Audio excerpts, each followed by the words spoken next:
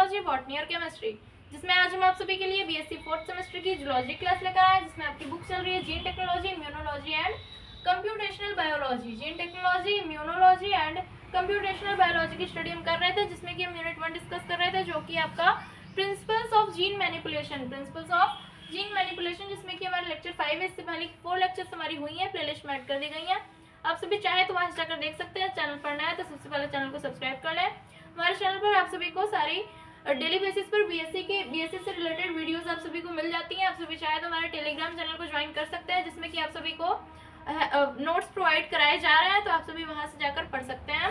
इससे और इसके बाद एक और जानकारी आप सभी को मैं देना चाहूंगी कि जो हमारा टेलीग्राम चैनल है उस पर आप सभी को फर्स्ट यूनिट की जो ऑब्जेक्टिव क्वेश्चन एमसीक्यूज है, मल्टीपल चॉइस क्वेश्चंस है, वो प्रोवाइड करा दी गई है। फर्स्ट यूनिट से जितने भी एमसीक्यूज बनते हैं वो सारे आप सभी को हमारे टेलीग्राम चैनल पर प्रोवाइड करा दिए गए हैं। आप सभी चाहें तो वहां से जाकर देख सकते हैं। हमारे टेलीग्राम चैनल को आप सभी ज्वाइन करके वहां से अपने एमसीक्यूज की तैयारी अच्छे से कर लीजिए। तो आज का टॉपिक हमारा क्या है, आइडेंटिफिकेशन ऑफ रिकॉम्बिनेंट सेल, यानी कि आज की इस वीडियो में हम इसकी स्टडी करेंगे कि रिकॉम्बिनेंट सेल्स की आइडेंटिफिकेशन, उसका आइडेंटिफिकेशन और सिलेक्शन किस तरीके से किया जाता है, क्या क्या मेथड्स होते हैं। तो सबसे पहला मेथड हमारा क्या है, ब्लू व्हाइट स्क्रीनिंग, यानी कि जो हमारा पहला मेथड है वो है ब्लू व्हाइट स्क्रीनिंग, जिसके माध्यम से हम क्या करते हैं, रिकॉम्बिनेंट सेल को आइडेंटिफाई करते हैं। तो क्या है ब्लू व्हाइट स्क्रीनिंग?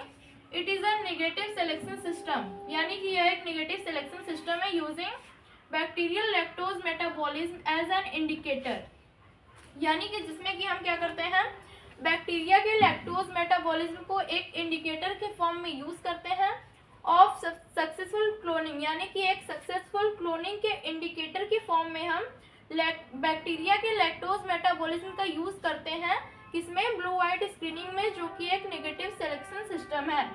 तो ये हो गया आपका फर्स्ट पॉइंट।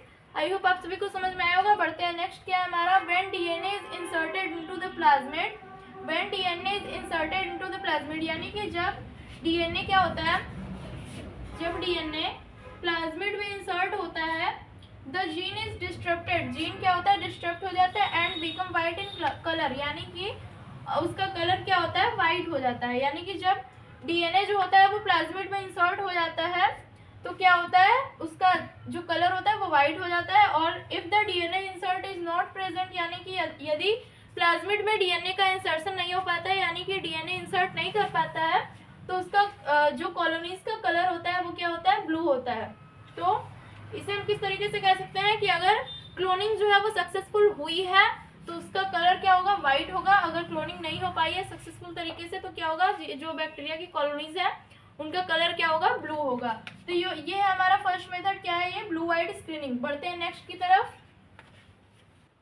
नेक्स्ट मेथड क्या है हमारा, नेक्स्ट मेथड है पॉजिटिव सिलेक्शन वेक्टर, यानी कि ये हमारा रिकॉम्बिनेंट सेल्स को आइडेंटिफाई करने का नेक्स्ट मेथड है। फर्स्ट क्या पढ़ा था हमने, ब्लू व्हाइट स्क्रीनिंग। नेक्स्ट है हमारा positive selection vector.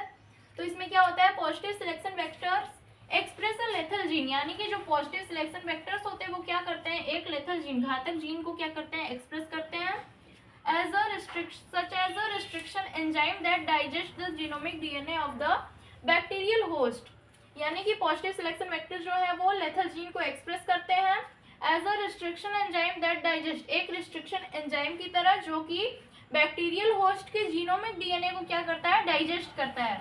The expression of the lethal gene is disturbed by ligation of DNA insert, यानी कि जो लेथल जीन का एक्सप्रेशन होता है वो किसके द्वारा बाधित होता है, डिस्टर्बेड मतलब बाधित होना। तो जो लेथल जीन का जो एक्सप्रेशन होता है वो किसके द्वारा बाधित होता है, लाइगेशन के द्वारा। किसके लाइगेशन के द्वारा, DNA insert into cloning site, यानी कि जो डीएनए इंसर्ट का क्लोनिंग साइट के साथ जो लाइगेशन होता है उसके द्वारा क्या होता है, लेथल जीन के एक्सप्रेशन को बाधित किया जाता है, डिस्टर्बेड किया जाता है या फिर रोका जाता है।